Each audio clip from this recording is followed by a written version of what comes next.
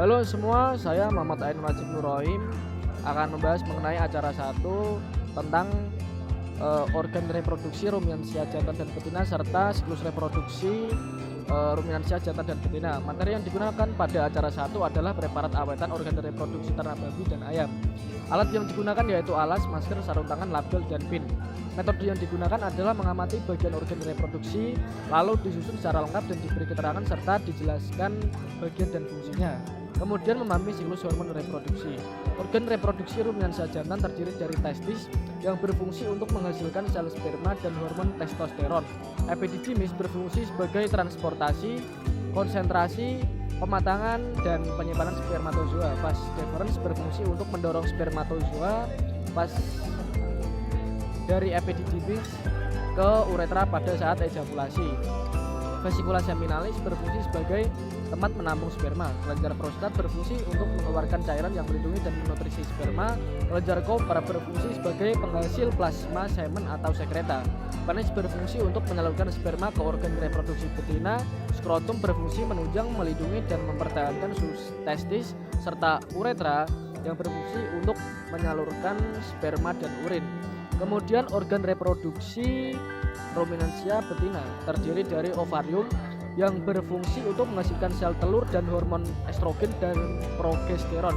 Oviduk berfungsi sebagai penangkap sel telur yang sudah matang dan sebagai tempat fertilisasi. Uterus berfungsi sebagai penerima dan tempat perkembangan ovum yang telah dibuahi. Vagina berfungsi sebagai tempat pendeposisian sperma dan tempat keluarnya fetus saat kelahiran. Vulva berfungsi sebagai alat kopulasi betina. Kemudian siklus reproduksi pada ruminansia jantan yang dimulai dari adanya rangsangan yang diterima oleh hipotalamus, yang kemudian hipotalamus mensekresikan GnRH dan dilanjutkan ke hipofisa, kemudian dilanjutkan adenohipofisa. Adenohipofisa mensekresikan LH dan FSH. LH menstimulus sel Leydig untuk menghasilkan testosteron. Selanjutnya FSH akan menstimulus sel Sertoli dan tubulus seminiferus, di mana pada tubulus seminiferus terjadi proses spermatogenesis. Siklus reproduksi ruminansia betina dimulai dari adanya rangsangan yang diterima oleh hipotalamus. Hipotalamus akan mensekresikan GnRH dan dilanjutkan ke hipofisa. Apabila mengalami birahi, maka diteruskan ke adenohipofisa yang mensekresikan FSH, LH, dan LTH. FSH merangsang pertumbuhan folikel. Apabila ternak birahi lalu dikawinkan, maka LH akan menekan ovarium bersama dengan estrogen, di mana estrogen akan menekan dari dalam, sedangkan LH menekan dari luar, sehingga terjadi ovulasi dan menyebabkan kebuntingan. Setelah ternak bunting, maka folikel yang ditinggalkan ovum akan disebut corpus luteum yang menghasilkan hormon progesteron yang menjaga kebuntingan. Namun jika tidak terjadi kebuntingan, corpus luteum akan lisis yang diakibatkan karena ada hormon prostaglandin. Sekian dari saya dan terima kasih. Perkenalkan, nama saya Alvina Rizky. Di sini saya akan menjelaskan tentang organ reproduksi unggas jantan dan betina serta siklus reproduksi pada unggas jantan dan betina. Reproduksi unggas jantan yang pertama ada testis, merupakan organ primer yang berfungsi menghasilkan spermatozoa dan hormon kelamin jantan berupa androgen. Epididymis terletak sebelah dorsal testis, terbagi menjadi kaput, badan, dan ekor. Berfungsi sebagai tempat pematangan, penyimpanan, dan penyaluran sperma ke kaudal menuju vas deferens. Vas deferens merupakan saluran kecil yang berfungsi sebagai tempat pematangan dan penyimpanan sperma sementara sebelum diejakulasi. Yang terakhir ada papila sebagai alat populasi jantan. Selanjutnya ada organ reproduksi unggas betina. Yang pertama ada ovarium, merupakan organ reproduksi primer yang berfungsi menghasilkan folikel, hormon steril seksual, dan pematangan folikel. Yang kedua ada oviduct, merupakan saluran yang berfungsi sebagai tempat berjalannya ovum menuju uterus, terdiri dari infundibulum, magnum, dan igmus. Yang ketiga ada uterus, merupakan bagian oviduct yang lebar, tempat berkembangnya telur dan penyempurnaan telur. Setelah ovum membentuk rabang secara sempurna, selanjutnya ovum masuk ke dalam vagina sebelum dikeluarkan melalui kloaka. Kloaka merupakan lubang bagian akhir saluran pencernaan dan reproduksi yang berfungsi mengeluarkan urin, telur, dan tempat muara saluran reproduksi. Selanjutnya ada siklus reproduksi unggas jantan dimulai dari rangsangan oleh hipotalamus untuk mensekresi GnRH, kemudian merangsang hipofisa dan dilanjutkan adenohipofisa sehingga mensekresi FSH dan LH. Pada FSH menstimulus tubulus seminiferus menghasilkan spermatogenesis dan pada sel Sertoli menghasilkan nutrisi untuk sperma. Pada LH menstimulasi sel Leydig untuk produksi testosteron dan poliferisasi pada sel Sertoli. Siklus reproduksi unggas betina diawali dari rangsangan hipotalamus lalu mensekresi GnRH menuju hipofisa. Apabila birahi, maka menuju adenoprovisa, lalu mensekresi FSH, LH, dan LDH. FSH merangsang pertumbuhan folikel, LH berpengaruh terhadap proses ovulasi, sehingga terjadi perkembangan folikel yang menghasilkan estrogen dan menyebabkan birahi, sehingga akan terjadi kebuningan. Selanjutnya, proses partus ditandai dengan progesteron meningkat, lalu sekresi hormon oksitosin, dan oksitosin serta PGF2-alfa akan menyebabkan kontraksi uterus dan mendorong fetus keluar dari tubuh. Halo, perkenalkan nama saya Alexandra Belena Putri. Di sini saya akan menjelaskan materi praktikum acara 2. Acara yang kedua yaitu gametogenesis dan uji kualitas semen. Pertama, materi metode. Materi yang digunakan dalam praktikum acara 2 meliputi alat dan bahan. Alat yang digunakan adalah alat tulis, mikroskop, pipet, gelas ukur, termometer, beker gelas, haimokitometer, kontainer, sprit, cover gelas, objek gelas, hand counter, bunsen, gunting, dan pinset. Kemudian bahan yang digunakan adalah semen beku, eosin, NaCl, dan nitrogen cair. Selanjutnya, metode yang digunakan pada praktikum acara 2 adalah mendengarkan penjelasan tentang proses terbentuknya gametogenesis pada ternak jantan dan betina, melihat proses terjadinya fertilisasi, mengamati struktur organ dan fungsi dari sel gamit jantan atau sperma dan sel gamit betina atau ovum, dan mengamati kualitas semen secara makroskopis dan mikroskopis. Yang kedua yaitu hasil dan pembahasan. Materi yang pertama, gametogenesis. 1. Gametogenesis jantan atau spermatogenesis. Spermatogenesis adalah proses pembentukan sel spermatozoa yang terjadi di organ kelamin atau guna jantan, yaitu testis, tepatnya di tubulus seminiferus. Kemudian yang kedua, gametogenesis betina atau oogenesis. Oogenesis adalah proses pembentukan dan pematangan sel telur atau ovum pada betina yang terjadi di ovarium. Ketiga, morfologi sel gamit jantan atau morfologi sperma. Pertama itu ada akrosom, merupakan tudung kepala sperma yang memiliki ukuran besar semacam kantong besar berisi banyak enzim. Akrosom mengandung enzim hyaluronidase dan enzim akrosin. Kemudian nukleus merupakan inti sel yang dikelilingi oleh sitoplasma, berfungsi sebagai pembawa DNA atau kode genetik dan sebagai pengatur sel sperma. Kemudian sentriol terdapat di antara kepala dan ekor spermatozoa atau di bagian leher yang berfungsi sebagai penghubung. Kemudian ada mitokondria terdapat pada bagian tengah leher sperma yang berfungsi untuk respirasi sel dan sebagai penghasil energi untuk membantu zat ekor bergerak. Kemudian ada ekor atau bagian yang juga dikenal sebagai flagellum, merupakan alat gerak spermatozoa yang membantu untuk menembus ovum. Yang terakhir, membran plasma tersusun atas molekul lemak dan protein yang berfungsi sebagai pelindung molekuler terhadap lingkungan di sekitarnya. Keempat, morfologi sel gamit betina atau morfologi sel ovum. Selama sitoplasma sel telur mengandung semua bahan untuk membentuk individu baru seperti protein, ribosom, tRNA, mRNA, dan lainnya. Sitoplasma sel telur sendiri disebut ooplasma. Kemudian membran vitelin yaitu lapisan transparan di bagian dalam ovum yang berfungsi melindungi sel telur dan mengatur pertukaran zat antara sel dengan lingkungan di luar sel.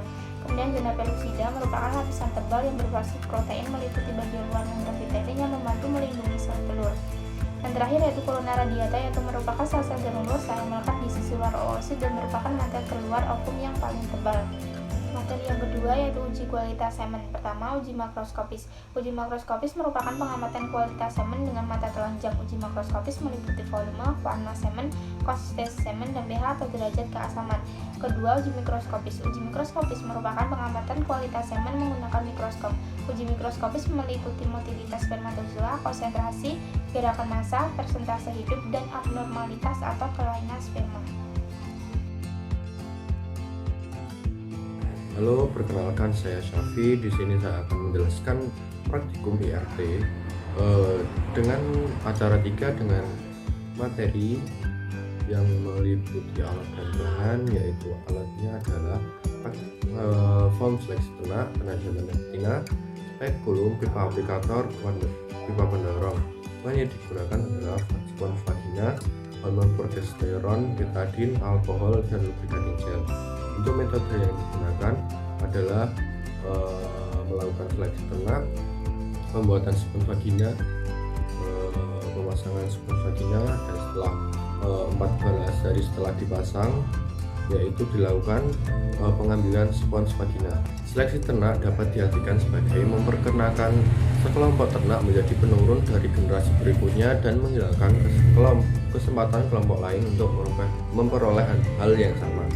Seleksi ternak berdasarkan catatan produksi ternak adalah satu metode seleksi pada ternak untuk mengetahui performance atau penampilan pada beberapa ternak terpilih mulai dari lahir sampai dewasa. Tujuan umum untuk dari seleksi ternak adalah untuk meningkatkan produktivitas ternak melalui perbaikan mutu pada bibit, sehingga adanya seleksi ternak diharapkan memiliki sifat yang diharapkan untuk dipelihara, sedangkan ternak yang tidak diharapkan akan diakhirkan. Yang pertama adalah seleksi pada ruminansia jantan dapat dilihat melalui uji kuantitatif, yaitu dengan melakukan pengukuran dan penimbangan, dan juga uji kualitatif, yaitu dengan pengamatan. Hasil seleksi ternak pada kambing jantan secara kualitatif atau pengamatan adalah memiliki postur tubuh yang bagus, kaki yang kuat dan kokoh, memiliki tulang yang besar, memiliki BCS minimal 2,5. Dilihat dari sisi wajah, memiliki wajah yang terlihat jantan dan cerah, memiliki testis yang cukup besar, simetris dan berjumlah 2, sehingga dapat ditandai bahwa ternak tersebut memiliki produksi sperma yang besar. Faktor-faktor yang mempengaruhi kualitas dan kuantitas pada semen berjantan adalah genetik, umur, pakan, frekuensi ejakulasi, libido, faktor fisik, pengangkutan, skrotum, dan kesehatan pada pejantan. Ini adalah sinkronisasi berahi, yaitu salah satu usaha untuk mensinkronkan kondisi berahi pada ternak. Sinkronisasi berahi memiliki tujuan untuk menyamakan siklus berahi ternak dan untuk mendapatkan fase proestrus, dan juga bertujuan untuk memanipulasi proses reproduksi sehingga ternak akan terinduksi berahi proses ovulasinya. Sinkronisasi berahi ini membantu dalam meningkatkan efisiensi reproduksi dan produktivitas suatu ternak. Sinkronisasi birahi dilakukan melalui beberapa tahapan, yaitu yang pertama, spons vagina yang telah diberi MPA dan dikeringkan diberi olesan betadine salep untuk mencegah terbawanya mikroorganisme patogen ke dalam vagina yang mungkin akan berkembang biak dan menyebabkan infeksi. Kemudian dimasukkan ke dalam pipa aplikator yang telah disterilkan menggunakan alkohol. Lalu bagian luar pipa aplikator dilapisi dengan lubrikan gel agar proses implantasi spons berjalan lancar.